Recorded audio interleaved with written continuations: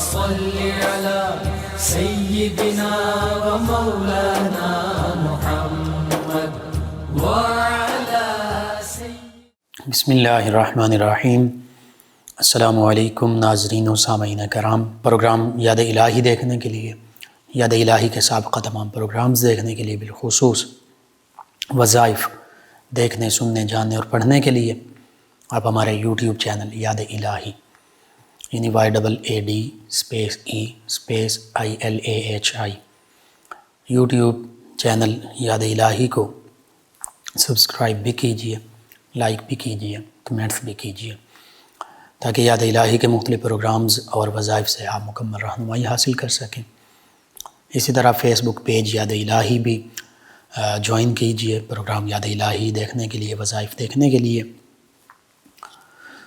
جی ناظرین و سامعین، پروگرام یاد الہی میں روزانہ عظیم ہستیوں کے تذکارے پاک کیے جاتے ہیں، اور اس کے ساتھ ساتھ کچھ ایسے موضوعات پر گفتگو ہوتی ہے جن سے آپ کو رہنمائی حاصل ہوتی ہے۔ آج سیدنا امام علی نقی ہادی رضی اللہ عنہ آپ کے تذکارے پاک ہوں گے، تذکارے خیر ہوں گے۔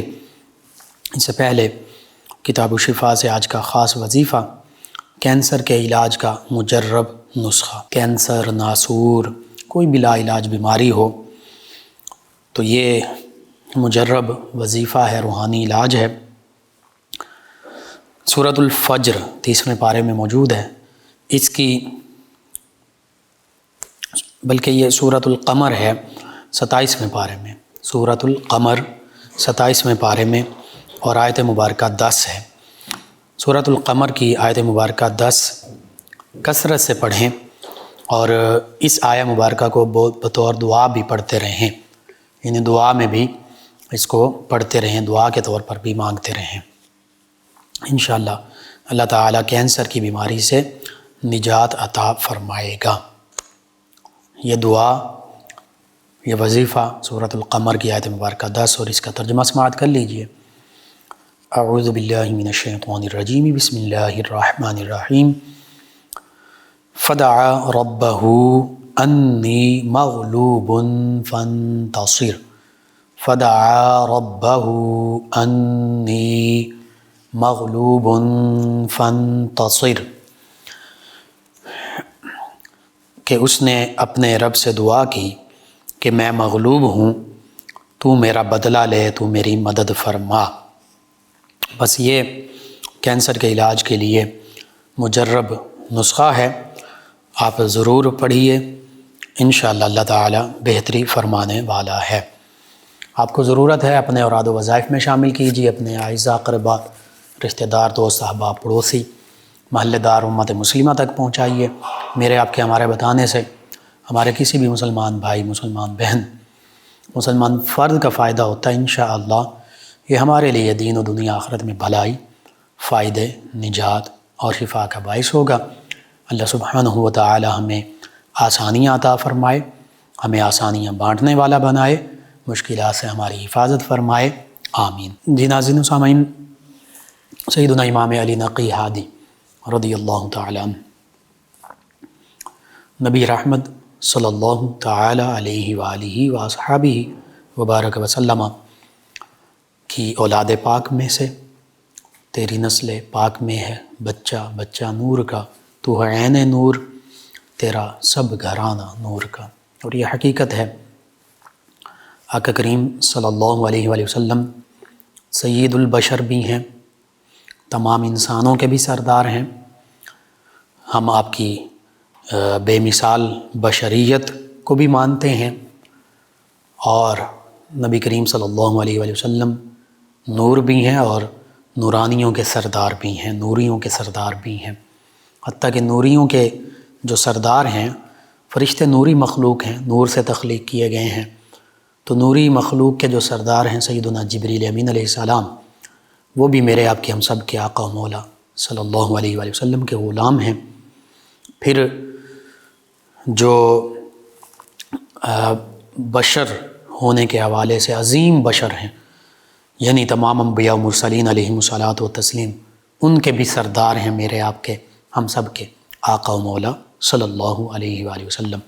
تو یوں سید البشر بھی ہیں، اور تمام انسانیت کے سردار ہیں، تمام نوریوں کے سردار ہیں، اللہ کی تمام مخلوق میں سب سے زیادہ عظمت، رفعت اور شان والی ہستی ہیں، میرے آپ کے ہم سب کے آقا و مولا صلی اللہ علیہ وآلہ وسلم۔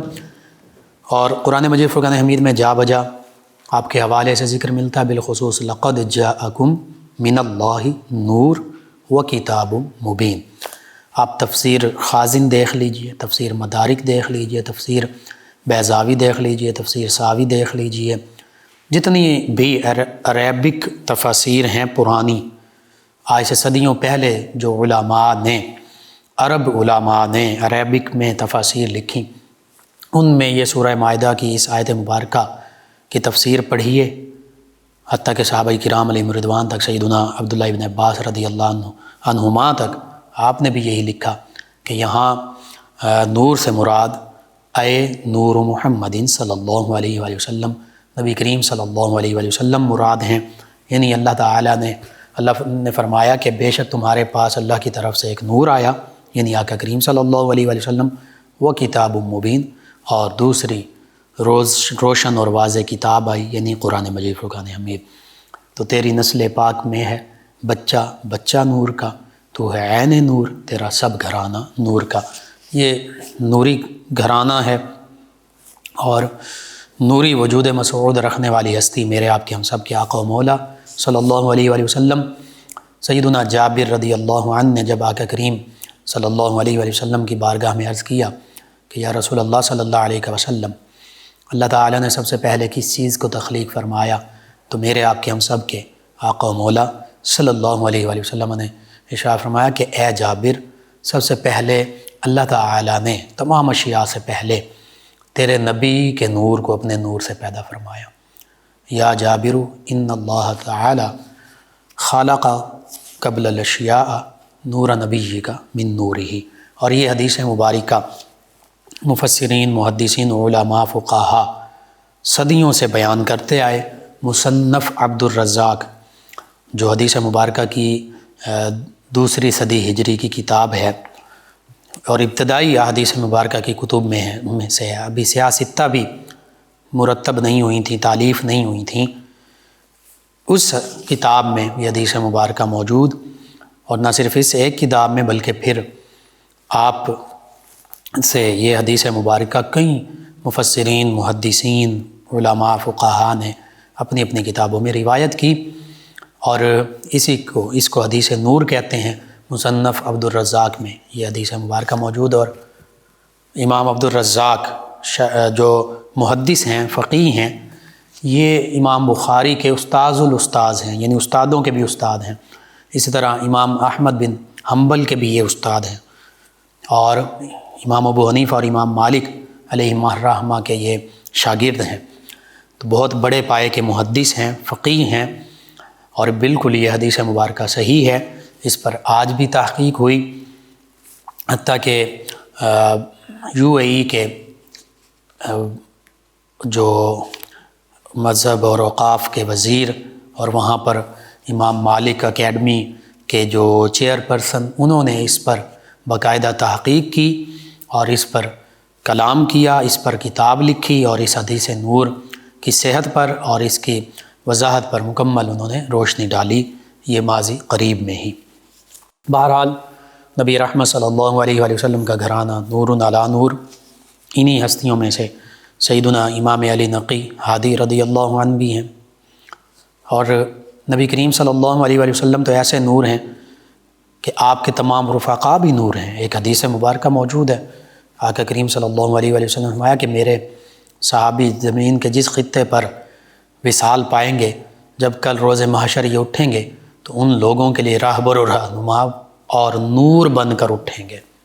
صحابہ کرام بھی نور ہیں، نور ہدایت سے معمور ہیں، روشنی اصحابی کا نجوم فرمایا، میرے تمام صحابہ ستاروں کی مانند، تو ستاروں میں بھی نور ہے، روشنی ہے، اور صحابہ کرام حقیقت میں نور ہیں، یعنی نجوم ہدایت کی روشنی والی ہستیاں ہیں یہ، اور انہی ہستیوں سے صحابہ کرام، اہل بیت کرام، انہی کی روشنی، انہی کا نور ہدایت، اسلام کی روشنی انہی کے وسیلے سے پوری دنیا میں پھیلی۔ بہرحال سیدنا امام علی نقی رضی اللہ عنہ اہل بیت کرام میں سے، اور اہل بیت کرام کی شان بھی وراء الورا ہے۔ آقا کریم صلی اللہ علیہ وآلہ وسلم کے فرامین مبارکہ کے مطابق جہاں صحابہ کرام علیہم رضوان کے بارے میں یہ فرمایا گیا کہ یہ اہل زمین کے لیے امان ہیں، جیسے ستارے آسمان کے لیے امان ہیں، اسی طرح اہل بیت کے حوالے سے بھی اسی طرح کے فرامین مبارکہ ملتے ہیں۔ اور پھر جہاں صحابہ کرام علیہم رضوان کے بارے میں فرمایا کہ میرے تمام صحابہ ستاروں کی مانند ہیں، جس کی پیروی کرو گے ہدایت پا جاؤ گے، اسی طرح اہل بیت کرام کے بارے میں فرمایا کہ میرے اہل بیت کی مثال کشتی نوح کی مانند ہے، جو اس میں سوار ہو گیا وہ نجات پا گیا، جو اس میں سوار ہونے سے رہ گیا وہ غرق ہو گیا، وہ ہلاک ہو گیا۔ تو بس صحابہ کرام علیہم رضوان ہدایت کے روشنی کے ستارے، اہل بیت کرام علیہم رضوان کشتی نوح، اور کوئی بھی بوٹ، کوئی بھی کشتی، کوئی بھی شپ جو راتوں کو سفر کرتا ہے سمندر میں، وہ اپنے درست سمت کی تعین کے لیے ستاروں سے رہنمائی لیتے ہیں شپ والے، تو اور تب پھر وہ اپنی منزل مقصود پر پہنچتے ہیں۔ تو اس سے پتہ چلا کہ صحابہ کرام علیہم رضوان جو روشنی کے ستارے ہیں، جو منزل دکھانے والے ہیں، ان سے رہنمائی لینا بھی ضروری ہے، اور اہل بیت کرام جو کشتی نوح کی مانند ہے، اس کشتی میں شامل ہونا بھی، یعنی اہل بیت کرام سے اپنا تعلق مضبوط کرنا بھی ضروری ہے۔ یہ دونوں چیزیں نصیب ہو گئیں تو پھر ہمارا بیڑا پار ہے، یعنی پھر ہماری کشتی، ہمارا شپ، ہماری سواری وہ منزل مقصود پر جا کر پہنچے گی اور ہم کامیابی پانے والوں میں سے شمار ہوں گے۔ اسی لیے اعلیٰ حضرت امام احمد رضا خان قادری علیہ الرحمہ نے لکھا تھا کہ اہل سنت کا ہے بیڑا پار، اصحاب حضور نجم ہیں اور ناؤ ہے اطرت رسول اللہ کی، کہ صحابہ کرام نجم ہیں، ستارے ہیں، اور نبی کریم صلی اللہ علیہ وسلم کی اطرت اہل بیت وہ ناؤ ہے، وہ کشتی ہے۔ کشتی کی بھی ضرورت ہے اور ستاروں کی بھی ضرورت ہے، جس نے دونوں کو تھام لیا انشاءاللہ اس دنیا میں بھی اس کی کشتی کنارے لگے گی، ستاروں کی رہنمائی میں سمت درست کرتے ہوئے منزل تک پہنچے گی، اور قبر میں بھی اور آخرت میں بھی وہ نجات پانے والوں میں سے ہوں گے انشاءاللہ۔ اہل بیت کرام کی بڑی شانیں ہیں، ان سے محبت نبی کریم صلی اللہ علیہ وآلہ وسلم سے محبت ہے، ان سے بغض نبی کریم صلی اللہ علیہ وآلہ وسلم سے بغض ہے۔ جیسے صحابہ کرام علیہم رضوان سے محبت نبی کریم صلی اللہ علیہ وآلہ وسلم کی محبت ہے، اور صحابہ کرام علیہم رضوان سے بغض نبی کریم صلی اللہ علیہ وآلہ وسلم کا بغض ہے۔ یہ ہستیاں آپس میں ایک ہیں، ان میں کوئی فرق نہیں، حتیٰ کہ ان ہستیوں کے آپس میں قریبی تعلقات، رشتہ داریاں ہیں، قریبی رشتے ناتے، اور سب سے بڑھ کے قریش ہونے کے حوالے سے مہاجر صحابہ کرام اکثر قریشی ہیں، کچھ ہاشمی بھی ہیں، اہل بیت کرام بھی ہاشمی بھی ہیں، قریشی بھی ہیں، تو یہ اصل ایک ہی ہے، آل ابراہیم میں سے ہیں مہاجر صحابہ کرام مکہ المکرمہ کے سبھی، اور اہل بیت کرام بھی آل ابراہیم میں سے ہیں، اور اہل بیت کرام کو پھر خاص شرف یہ بھی ملا کہ یہ آل محمد صلی اللہ علیہ وآلہ وسلم میں سے بھی ہیں، تو یوں سب ایک ہے۔ بہرحال سیدنا امام علی نقی ہادی رضی اللہ عنہ، اس میں گرامی پتہ چل گیا علی آپ کا ہے، اور آپ کے جو کنیت ہے وہ ابو الحسن ہے، اور ابو الحسن ثالث بالخصوص، کیونکہ سیدنا علی المرتضیٰ کرم اللہ وجہ الکریم کی کنیت ابو الحسن ہے، آپ کے شہزادے، بڑے شہزادے سیدنا امام حسن مجتبیٰ رضی اللہ عنہ کی نسبت سے، پھر سیدنا امام علی زین العابدین رضی اللہ عنہ، ان کی کنیت بھی ابو الحسن ہے، تو یہ ابو الحسن ثانی ہوئے، اور پھر آپ کی امام علی نقی ہادی رضی اللہ عنہ، آپ کی کنیت ابو الحسن ہے، تو آپ ابو الحسن ثالث ہوئے، یعنی اہل بیت اطہار میں سے تیسرے ابو الحسن۔ آپ کی عسکری بھی کہا جاتا ہے، اور اس کی وجہ تسمیہ مختصراً یہ ہے کہ بغداد کے قریب خلیفہ جو عباسی خلافات ہے انہوں نے اپنی فوج کے لیے، سپاہ کے لیے ایک چھاؤنی بنائی، ایک علاقہ مختص کیا، وہاں وہ سپاہ، وہ عسکر رہا کرتا تھا، وہ لشکر رہا کرتا تھا، اسلامی فوج رہتی تھی، تو اس وجہ سے وہ محلہ عسکر کہلایا۔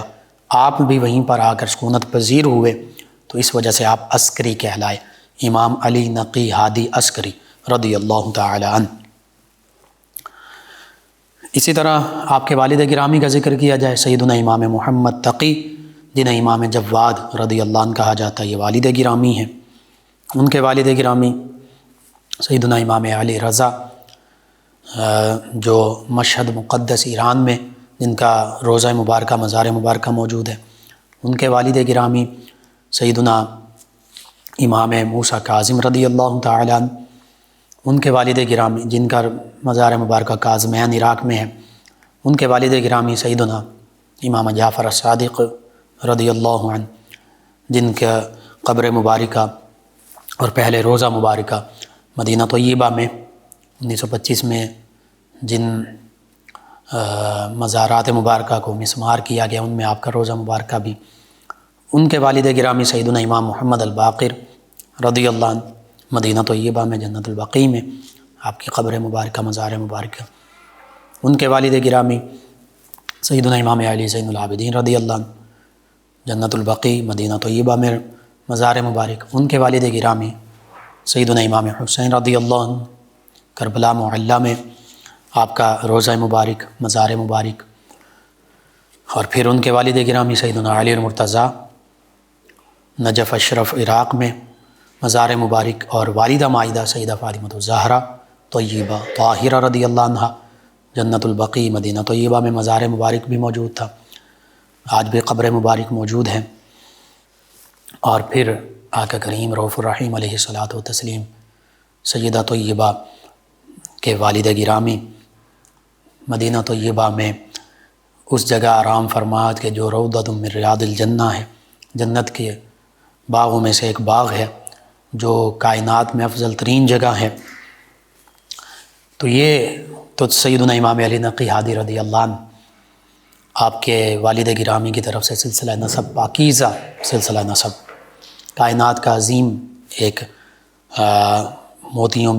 موتیوں کی لڑی میں پرویا ہوا سلسلہ۔ اسی طرح آپ کی والدہ مائدہ کے حوالے سے یہ ملتا ہے کہ وہ ان کا نام نامی اس میں گرامی سمانہ خاتون تھا، اور پھر ولادت باسعادت آپ کی مدینہ طیبہ میں 214 ہجری میں ہوئی۔ کم عمر ہی تھے کہ آپ کو پھر متوکل، عباسی خلیفہ متوکل، اس نے لوگوں کی باتوں میں آ کر، اور اس کے اندر بھی آپ کے حوالے سے خدشات تھے، تحفظات تھے، ان کو دیکھتے ہوئے آپ کو مدینہ طیبہ سے بلوایا اور سامورا شہر میں آ کر ٹھہرا دیا۔ یہ سامورا وہی ہے جس کو عسکر بھی کہا جاتا تھا، جس کا ایک علاقہ عسکر بھی کہلاتا ہے۔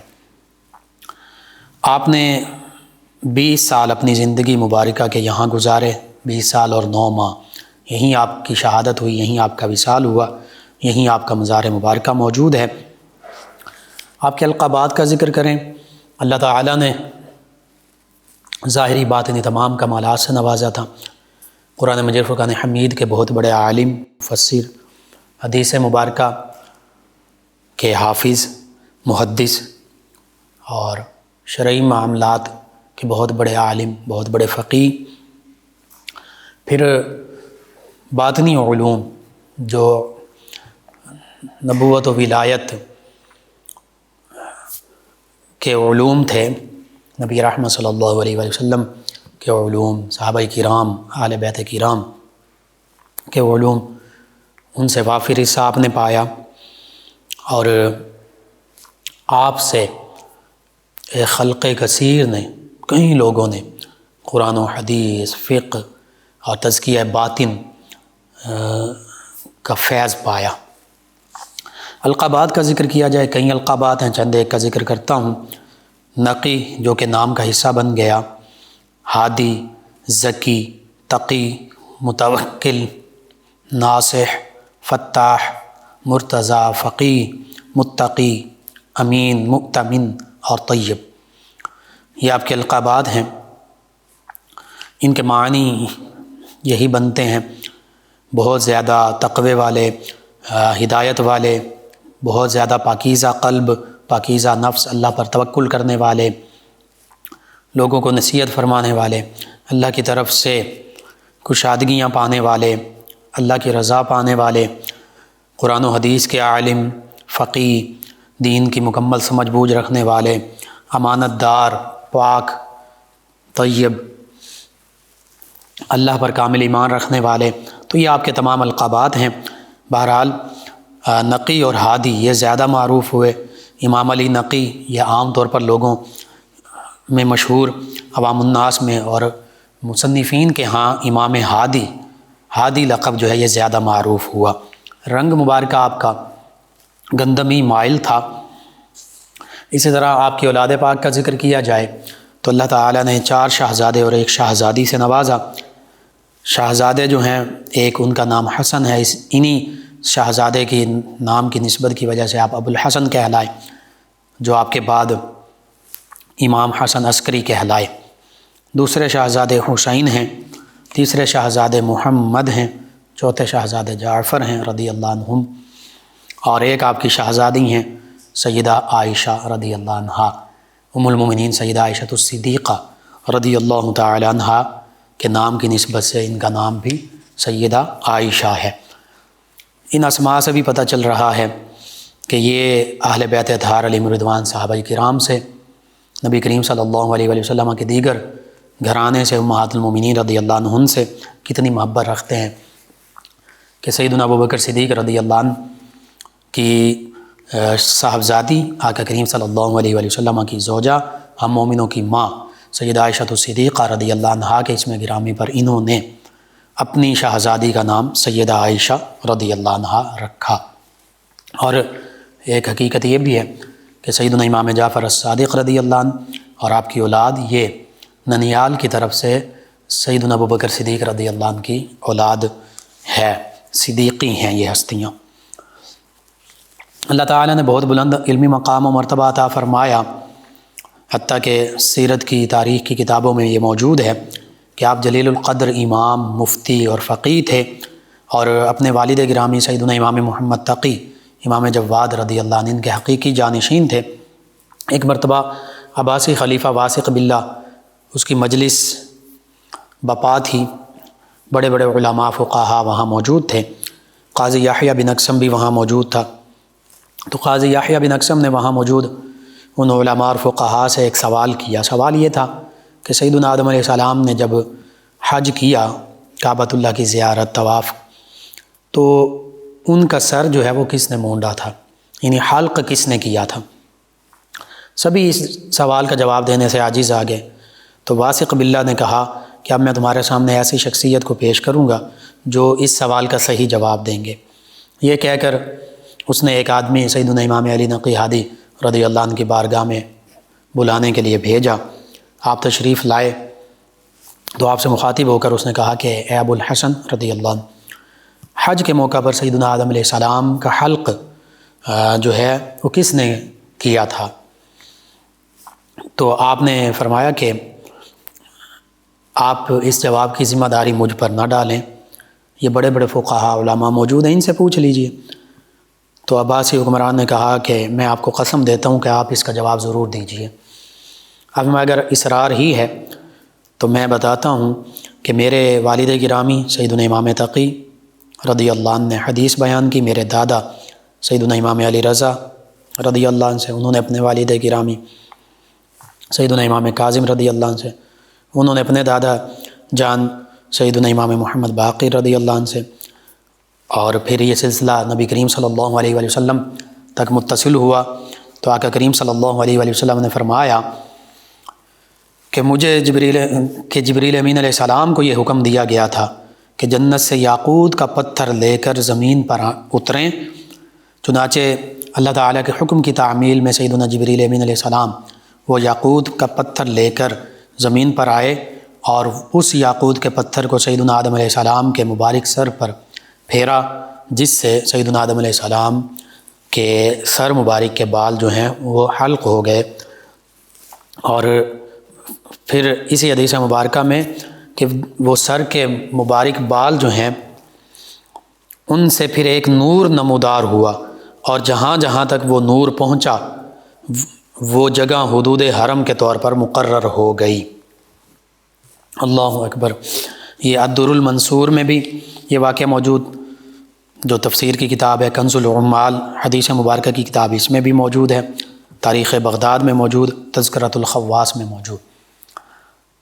سیدنا آدم علیہ السلام کے مبارک بال جو ہیں وہ جہاں جہاں پہنچے وہاں وہاں نور اور روشنی پہنچی، اور مکۃ المکرمہ میں وہ جگہ پھر حدود حرم قرار پائی۔ یہ انبیاء کرام علیہ السلام کی شان ہے کہ ان کے اجسام مبارکہ حقیقت میں بشر تو ہیں، لیکن بشر ایسے ہیں کہ عام بشر نہیں، بے مثال بشر، کوئی معاذ اللہ ثم معاذ اللہ ان کی برابری کا دعویٰ نہیں کر سکتا، ان کی گرد راہ تک نہیں پہنچ سکتا، برابری تو دور کی بات۔ اور پھر اللہ تعالیٰ کی طرف سے انہیں نور ہی نور عطا فرمایا گیا ہے، روشنیاں ہی روشنیاں، وہ نور حسی بھی ہے اور وہ نور معنوی بھی ہے، دونوں لحاظ سے۔ بہرحال اسی طرح یہ آپ کا علمی کمال ہے، اللہ تعالیٰ نے آپ کو یہ علم عطا فرمایا نبی رحمت صلی اللہ علیہ وسلم کے وسیلے سے، اور آپ کے فرمان مبارکہ کے مطابق آپ نے بتا دیا کہ سیدنا آدم علیہ السلام کا حلق کیسے ہوا، اور پھر ان بالوں سے نور جہاں جہاں تک پہنچا وہ حدود حرم مکہ وہ جگہ بنی۔ اسی طرح عباسی حکمران متوکل، یہ اپنے دور خلافت کے شروع میں بیمار ہو گیا، تو اس نے منت مانی کہ اس بیماری سے اگر میں شفا یاب ہوا تو بہت سے کئی دینار، بہت سے دینار میں صدقہ کروں گا، کثیر دینار صدقہ کروں گا۔ جب ٹھیک ہو گیا تو فقہاء علماء سے اس نے پوچھا کہ اب مجھے کتنے دینار صدقہ کرنا چاہیے، تو ہر ایک عالم، فقیہ، مفتی ان کا اپنا اپنا جواب تھا۔ کوئی بھی ایک وہ علماء فقہاء ایک جواب پر متفق نہ ہو سکے، اختلاف ہو گیا اس معاملے میں، تو پھر عباسی حکمران متوکل نے سیدنا امام علی نقی ہادی رضی اللہ عنہ ان کے پاس اپنا قاصد بھیج کر مسئلہ پوچھا، تو آپ نے فرمایا کہ تم 83 دینار صدقہ کر دو، تمہاری جو منت ہے، نظر جو ہے شرعی، یہ پوری ہو جائے گی۔ تو بس جب وہ قاصد واپس آیا جواب لے کر تو لوگوں کو بڑا تعجب ہوا، انہوں نے کہا کہ آپ یہ بھی دریافت کیجئے، عباسی حکمران سے کہا کہ یہ بھی دریافت کیجئے کہ یہ جواب آپ نے کیسے دیا، کہاں سے دیا۔ تو عباسی حکمران نے پھر اپنا قاصد، اپنا میسنجر روانہ کیا، تو آپ نے قاصد سے فرمایا کہ سورۃ التوبہ میں اللہ رب العزت نے شاہ فرمایا لقد نصرکم اللہ فی مواطن کثیرۃ، کہ اے نبی صلی اللہ علیہ وسلم اللہ تعالیٰ نے بہت سے مقامات پر آپ کی مدد فرمائی ہے۔ تو آپ نے فرمایا کہ یہ مقامات جن کو اللہ تعالیٰ نے کثیرہ فرمایا، بہت سے، چونکہ عباسی حکمران نے بھی یہی کہا تھا کہ میں بہت سے دینار خرچ کروں گا، قرآن پاک میں بھی اللہ یہی فرما رہا ہے کہ ہم نے بہت سے مقامات پر آپ کی مدد فرمائی، تو فرمایا کہ یہ بہت سے مقامات 83 بنتے ہیں، یعنی یہ تمام غزوات اور سرایا ان کی تعداد ہے۔ آپ کی مدد فرمائی یعنی آپ کی صحابہ کرام کی، مسلمانوں کی مدد فرمائی، اللہ تعالیٰ نے وہ غزوات اور سرایا میں مدد فرمائی، اور وہ ٹوٹل 83 بنتے ہیں۔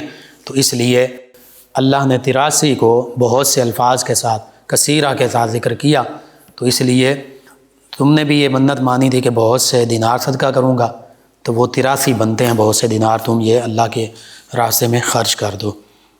بس جب علماء نے یہ سنا تو وہ اشش کر اٹھے کہ واقعتاً قرآن و حدیث اور فقہ کا علم گہرائی کے ساتھ وہ ان ہستیوں کو اللہ تعالیٰ نے عطا فرمایا ہے۔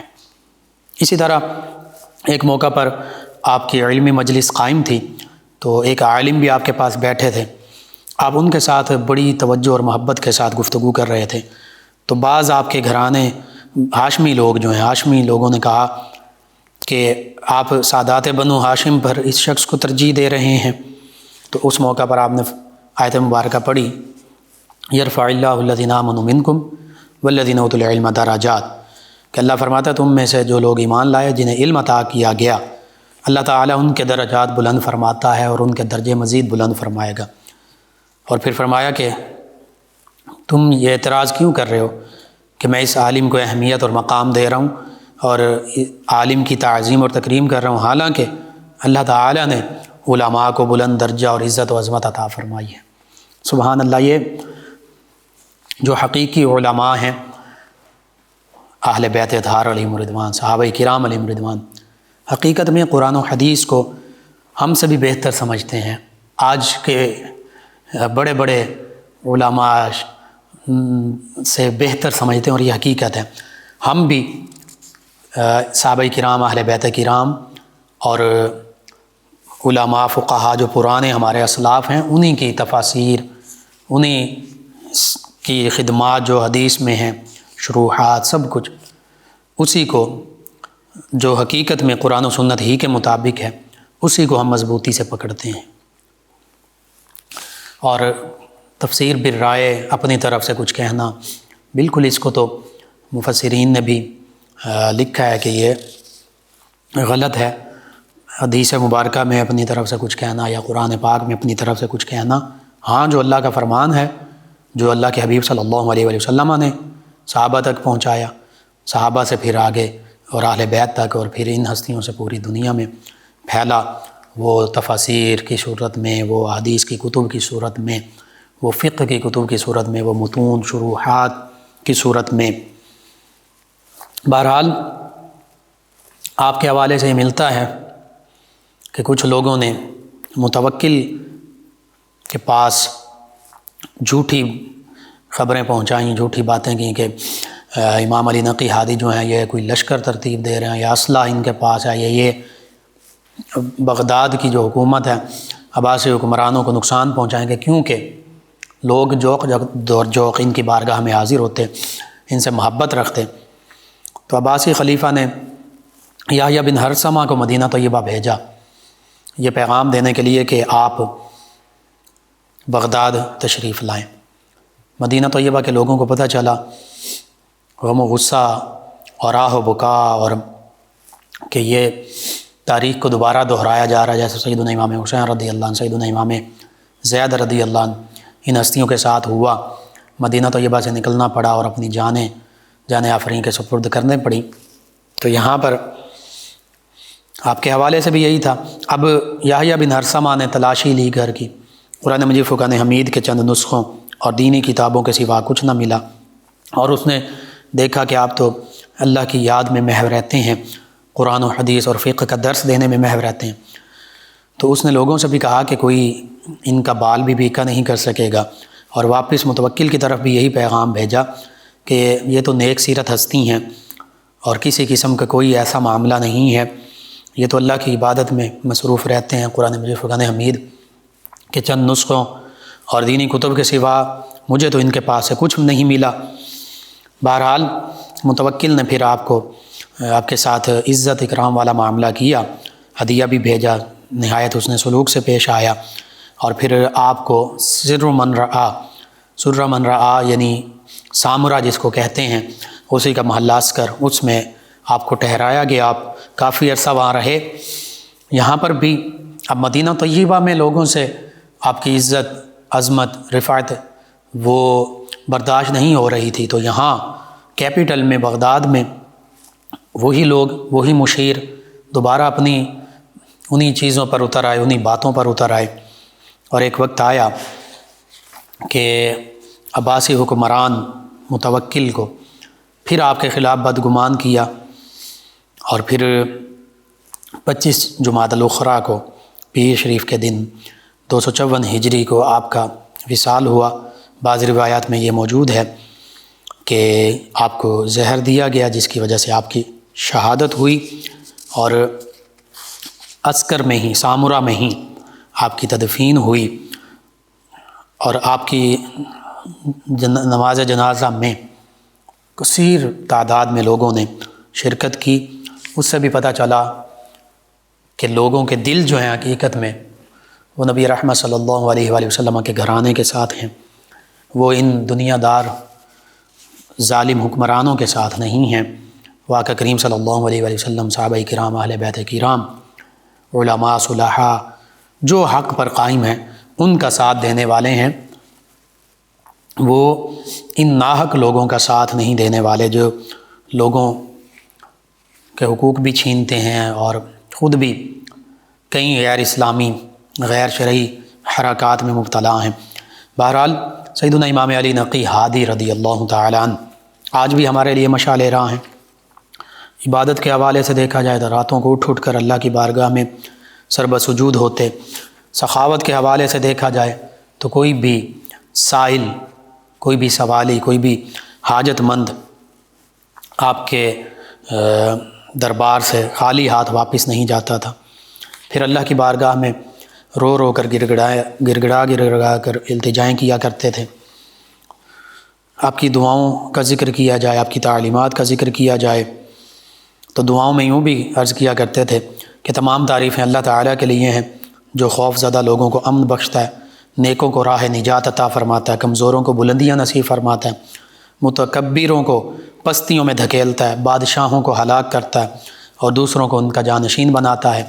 اور تمام تعریفیں اس اللہ کے لیے ہیں جو سرکشوں کی گردنیں توڑتا ہے، جو ظالموں کو ہلاک اور تباہ کرتا ہے، جو حق سے بھاگنے والوں پر اپنی گرفت فرماتا ہے، جو ظلم و ستم ڈھانے والوں پر اپنا قہر نازل فرماتا ہے، فریاد کرنے والوں کی فریاد سنتا ہے اور طلبگاروں کا ماوا و ملجا ہے، مومنوں کا سہارا اور آسرا ہے۔ اسی طرح دعا مانگا کرتے ہیں، اللہ ہمیں فرما برداری کی توفیق عطا فرما، نافرمانی سے اجتناب کرنے کی توفیق عطا فرما، صدق نیت اور رحمت شناسی نصیب فرما، ہدایت اور استقامت سے سرفراز فرما، حق اور حکمت کو ہماری زبانوں پر جاری فرما، علم و معرفت سے ہمارے دلوں کو پر فرما دے، حرام اور مشتبہ چیزوں سے ہمارے پیٹ کو پاک فرما، ظلم اور چوری سے ہمارے ہاتھوں کو دور رکھ، فسق و خیانت اور گناہوں سے ہماری آنکھوں کو جھکا دے، بیہودہ گفتگو اور غیبت سے ہمارے کانوں کو محفوظ فرما، اور ہمارے علماء کو دنیا سے بے رغبتی اور امت کی خیر خواہی طلب کرنے والا بنا، طلباء کو محنت اور ذوق و شوق عطا فرما، عوام الناس کو اتباع اور نصیحت پذیری عطا فرما، ہمارے بزرگوں کو وقار اور سنجیدگی عطا فرما، ہمارے نوجوانوں کو رجوع اللہ اور توبہ عطا فرما، ہماری عورتوں کو حیا اور پاک دامنی عطا فرما، مالداروں کو عاجزی و سخاوت عطا فرما، اور غریبوں کو صبر و قناعت کی نعمتوں سے مالا مال فرما۔ اے ارحم الراحمین، اپنے فضل و کرم سے ہماری دعائیں قبول فرما، آمین۔ یہی آج ہم بھی دعا مانگتے ہیں، اللہ سبحانہ وتعالیٰ سے دعا اللہ تعالیٰ یہی دعائیں ہمارے حق میں بھی قبول فرمائے جو آپ نے امت مسلمہ کے لیے کیں اور حقیقت میں ہمارے لیے بھی ہیں۔ اور یہ بھی دعا ہے کہ اللہ تعالیٰ ان عظیم ہستیوں سے ہمیں محبت، کامل محبت اور ان کی تعلیمات کی پیروی عطا فرمائے، اور ان کے تصدق سے اللہ تعالیٰ عالم اسلام کو سربلندی عطا فرمائے، آمین۔ اللہم صلی علی سیدنا و مولانا محمد وعلی سیدنا۔ آپ سماعت فرما رہے ہیں پروگرام یاد الہی۔ ناظرین سوامی نے اس دوران ہمیں جوائن کیا ہے لیاقت علی صاحب ہیں 165 شہزاد آباد عارف والا سے، کہتے ہیں السلام علیکم۔ جی وعلیکم السلام۔ حافظ محمد ندیم صاحب ہیں، کہتے ہیں فیملی کے ساتھ پروگرام سن رہا ہوں، بہت پیارا ہے، ایسا پروگرام لازمی ہونا چاہیے، ایسے پروگرامز اپنا بہت اثر رکھتے ہیں۔ چلیں جی، شکریہ آپ کا بھی۔ ڈوگر برادران 208 چک ڈوگرا والا سے ہمیں جوائن کیا، افتخار ڈوگر صاحب، غلام رسول صاحب، احمد صاحب، غلام حسین صاحب، محمد لباس صاحب، کہتے ہیں السلام علیکم۔ جی وعلیکم السلام، کہتے ہیں آپ کا پروگرام سن رہے ہیں، جی شکریہ آپ کا بھی۔ اقبال صاحب ہیں فیصل آباد سے، کہتے ہیں کہ جادو کا اثر ختم کرنے کا وظیفہ بتا دیں، میں بھول گیا ہوں، آیت الکرسی والا وظیفہ تھا، کائنڈلی دوبارہ بتا دیں۔ جی صبح اور شام 3 مرتبہ سورہ فاتحہ، 3 مرتبہ آیت الکرسی، 3 مرتبہ چاروں قل، اول آخر 3 مرتبہ درود پاک، یہ پڑھ کر اپنے اوپر دم کریں، ہاتھوں پر دم کر کے ہاتھ جسم پر پھیریں، پانی پر دم کر کے پانی بھی پیتے رہیں، صبح اور شام لازمی یہ عمل کرنا، رات کو سوتے ہوئے بھی کیجیے، اور اس کے ساتھ ساتھ سلام علی نوح فی العالمین، سلام علی نوح فی العالمین، یہ کثرت سے پڑھتے رہیں، انشاءاللہ ہر قسم کے جادو جنات آسیب سے اللہ تعالیٰ نجات عطا فرمائے گا۔ ایک اور لسنر ہیں انہوں نے کہا کہ السلام علیکم بھائی. جی وعلیکم السلام. کہتے ہیں کہ لکوریا ہو تو کیا نماز پڑھ سکتے ہیں؟ اور دوسرا کہا کہ گھر میں بہت غربت ہے، کچھ بتا دیں. جی لکوریا کا علاج کروایا جائے، ہاں اس دوران نماز پڑھ سکتے ہیں. اور دوسرا یہ ہے غربت کے حوالے سے آپ نے پوچھا ہے، تو اس کے حوالے سے کئی چیزیں ہیں. یا غفارو، سب سے پہلے تو اس کی کثرت کریں. یا غفارو قرآن مجید فرقان حمید کے حوالے سے، اور سیدنا امام حسن مجتبی رضی اللہ عنہ کا غالباً واقعہ مشہور ہے کہ آپ کے پاس ایک شخص آیا، اس نے کہا کہ مجھے اللہ تعالیٰ بیٹا دے. آپ نے فرمایا استغفار پڑھا کرو. دوسرا آیا، اس نے کہا مجھے مال مل جائے. آپ نے فرمایا استغفار پڑھا کرو. کسی نے بارش کا کہا، آپ نے فرمایا استغفار پڑھا کرو، استغفار کیا کرو. اسی طرح ایک اور شخص آیا، اس نے اپنی حاجت، تو لوگ بڑے حیران ہوئے کہ چاروں کو آپ نے ایک ہی وظیفہ بتایا. تو آپ نے پھر 29ویں پارے کی آیت مبارکہ ایک پڑھی، جس کا معنی اور مفہوم کچھ یوں ہے کہ جو اللہ تعالیٰ کی بارگاہ میں توبہ کرتا رہتا، اللہ تعالیٰ اسے مال و دولت بھی عطا فرماتا ہے، بیٹے بھی عطا فرماتا ہے، اللہ تعالیٰ بارش بھی نازل فرماتا ہے، دیگر حاجتیں بھی پوری فرماتا ہے. تو بالکل استغفر اللہ ربی من کل ذنب واتوب الیہ، ایک تو یہ پڑھیں. یا غفارو پڑھیں، اس کا بھی یہی معنی ہے کہ اللہ میرے گناہ بخش دے. یا غفارو کثرت سے پڑھیں. اس کے ساتھ ساتھ درود پاک کی کثرت کریں، نماز تلاوت کی پابندی کریں، انشاءاللہ اللہ تعالیٰ بہتری فرما دے گا. تو یہ سبھی کے لیے یا غفارو اور استغفار یہ کثرت سے کریں. اس کے علاوہ یا رزاقو بھی پڑھ سکتے ہیں آپ، اللہ کو یاد کریں، انشاءاللہ اللہ تعالیٰ بہتری فرمائے گا. اور ظاہری طور پر جو محنت ضروری ہے، کوئی بھی چھوٹے سے چھوٹا کام کوئی بھی حقیر نہیں ہے، کام کریں، محنت کریں. خواتین گھر میں بیٹھ کر کچھ کام کر سکتی ہیں، دستکاری کا، کپڑے سلائی کرنا، کڑھائی کرنا، کوئی اور کام چھوٹے سے لیول سے شروع کریں، محنت کرتے جائیں، انشاءاللہ اللہ تعالیٰ بہتری فرمائے گا. ان کے علاوہ میں جوائن کیا ایک اور لسنر ہیں طاہر صاحب، کہتے ہیں السلام علیکم مفتی صاحب. جی وعلیکم السلام. کہتے ہیں صلاۃ الحاجت پڑھنے کا بہترین وقت کون سا ہے؟ جی جو مکروہ اوقات ہیں، طلوع آفتاب، غروب آفتاب اور نصف النہار، اس کے علاوہ کسی بھی وقت پڑھ سکتے ہیں. مغرب کے بعد پڑھ لیجئے. ان کے علاوہ ہمیں جوائن کیا سعدیہ صاحب ہیں، کہتی ہیں السلام علیکم. جی وعلیکم السلام. کہتی ہیں لقمان بھائی کیسے ہیں؟ جی الحمدللہ. یہ کہتے ہیں کہ بھائی میں نے کہیں پڑھا ہے کہ کسی کو ہاتھ دکھا کر اپنی زندگی کا حال جاننے سے قبل ہی نمازیں قضا ہو جاتی ہیں یا قبول ہی نہیں ہوتی. کیا یہ سچ ہے؟ کہتی ہیں کہ یہ بتا دیں جزاک اللہ خیرہ. میں عرض کرتا ہوں نمازوں کی قضا یا نامقبولیت والا معاملہ تو کہیں میں نے نہیں پڑھا. ہاں یہ حدیث مبارکہ میں موجود ہے، کاہن، نجومی، اس طرح کے لوگوں کو بالکل ہاتھ نہیں دکھانا چاہیے، اور نہ ہی ان کو یہ سمجھنا چاہیے کہ معاذ اللہ یہ کوئی علم غیب رکھتے ہیں، اور اس سے حدیث مبارکہ میں منع کیا گیا ہے. اس لیے بالکل یہ خلاف شرع ہے ہاتھ دکھانا اور ایسا معاملات، اور خاص طور پر یہ سمجھتے ہوئے کہ اس کو کوئی علم غیب ہے یا یہ بالکل حقیقت ہے. یہ تو مزید عقیدے اور ایمان کی تباہی ہے. ناظرین سامعین، کے علاوہ ہمیں جوائن کیا سندر شریف سے ساجد صاحب ہیں، کہتے ہیں السلام علیکم. جی وعلیکم السلام. آپ تمام ویورز کا، تمام لسنرز کا شکریہ، آپ ہمیں جوائن کرتے ہیں، پروگرام یاد الہی میں شامل ہوتے ہیں، اپنے فیڈ بیک سے ہمیں آگاہ کرتے ہیں. ناظرین و سامعین، پروگرام یاد الہی کا وقت ختم ہو جاتا ہے. انشاءاللہ کل صبح دوبارہ آپ سے ملاقات ہوگی پروگرام یاد الہی میں. اپنے میزبان محمد لقمان رضا اور ہماری ٹیم کو اجازت دیجیے. اللہ نگہبان. اللہم صلی علی سیدنا و مولانا محمد.